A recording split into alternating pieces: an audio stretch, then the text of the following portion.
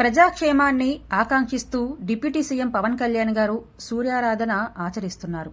అసలు ఈ సూర్యారాధన ఎందుకు చేస్తారు, దీనివల్ల కలిగే ఉపయోగమేంటో మనం ఇప్పుడు తెలుసుకుందాం. విజ్ఞానాభివృద్ధికి, సుఖ సంతోషాలకు, క్షేమానికి ప్రత్యక్ష భగవానుడైన శ్రీ సూర్య భగవానుని ఆరాధించడం భారతీయ సంస్కృతిలో భాగం. ఆరోగ్యానికి సూర్యారాధన ఎంతో అవసరమని చెబుతూ ఉంటారు.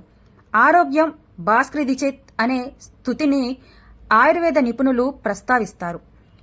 ఆంధ్రప్రదేశ్ రాష్ట్ర ఉప ముఖ్యమంత్రి, జనసేన అధ్యక్షులు పవన్ కళ్యాణ్ గారు సమాజ క్షేమాన్ని, దేశ సౌభాగ్యాన్ని ఆకాంక్షిస్తూ సూర్యారాధన ఆచరిస్తున్నారు. మంగళగిరిలోని పార్టీ కేంద్ర కార్యాలయంలో పూజాధికాలు నిర్వహిస్తున్నారు.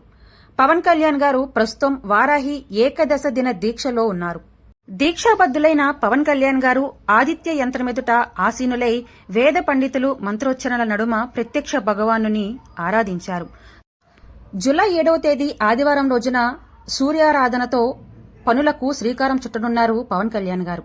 సమాజ వికాసం, సౌభాగ్యం ఆకాశిస్తూ సూర్యారాధన చేయాలి. మన ప్రజల జీవన విధానంలో సూర్య నమస్కారాలు ఎంతో విశిష్టమైనవి. మన పురాణ ఇతిహాసాలలో సూర్యారాధన ప్రస్తావన కూడా ఉంది. వనవాసంలో ధర్మరాజు ప్రత్యక్ష భగవానుని ప్రార్థించి అక్షయ పాత్రను పొందారని మహాభారతం చెబుతుంది. శ్రీ మహావిష్ణువు సూర్యభగవాను నుంచి చక్రాయుధాన్ని పొందారు. ఆరోగ్యానికి సైతం సూర్యారాధన మేలు చేస్తుంది. బ్రిటిష్ పాలకుల ప్రభావంతో ఆదివారం అంటే సెలవు దినంగా మారిపోయింది. కానీ మన సంస్కృతిలో ఆదివారానికి ఒక విశిష్టత ఉంది.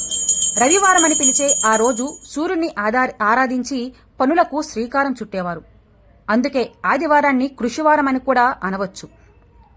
ఇంతటి విశిష్టమైన పూజాది కార్యక్రమాన్ని హర్షధర్మం పట్ల, సనాతన సంస్కృతి పట్ల అత్యంత గౌరవం, శ్రద్ధ వహిస్తూ శ్రీ పవన్ కళ్యాణ్ గారు నిర్వహిస్తున్నారు. మహర్షి ప్రోక్తమైన మంత్ర విధానంతో పూజాధికాలు నియమనిష్టలతో కొనసాగిస్తున్నారు. సకల వర్గాల ప్రజల మేలును పవన్ కళ్యాణ్ గారు ఆకాంక్షిస్తూ ఇటువంటి విశిష్టమైన సూర్యారాధన పూజాది కార్యక్రమాలు నిర్వహిస్తున్నారు.